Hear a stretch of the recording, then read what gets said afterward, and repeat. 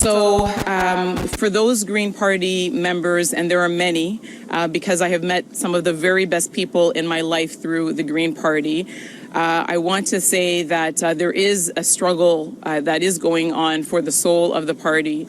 For those of you that want to see the Green Party fulfill its promise and its values, then there is work to do.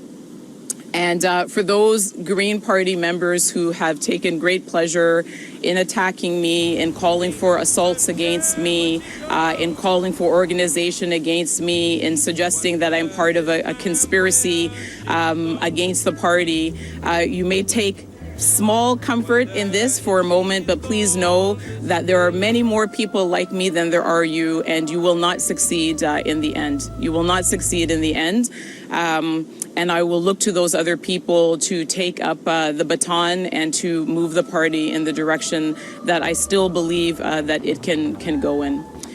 I want to thank my husband very much and my son very much. And the day of the election and the couple of days after the election, you know, there were just a couple of things that happened that really caused me to think about what I wanted next.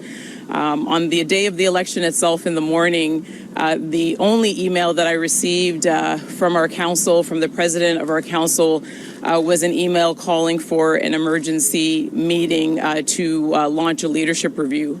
And then on Saturday night, only a few days after the election, there was an announcement sent to all of the members, including myself, that a leadership review had been launched. And when I received those two things, at the time that I received them, I just asked myself whether this is something that I wanted to continue, whether I was willing to continue to put up with the attacks I knew would be coming, whether to continue to have to fight and struggle just to fulfill my democratically elected role as leader of this party. And I just don't have the heart for it.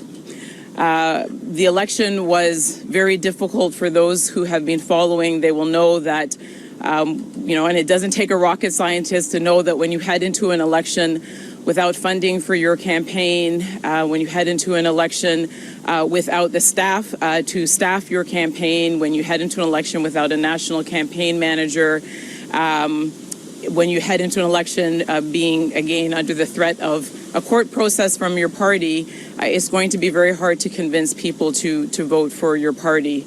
And so there are those who will ask, why did I choose to go ahead in any case?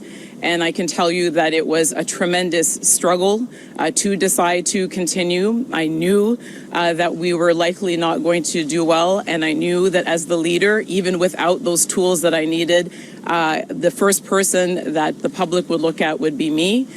But I chose to continue because of some of the people that are standing here today. The extraordinary members of the Green Party who didn't do anything to deserve this and deserve to have the opportunity for a good election. The candidates, the candidates and the volunteers, again, who deserve to have a leader going into the election and deserve to at least have an opportunity to be represented. Many of those candidates were candidates that I had recruited through the Time to Run program. It was the most diverse slate of candidates that we had, even though it wasn't a full slate. And so I felt that responsibility.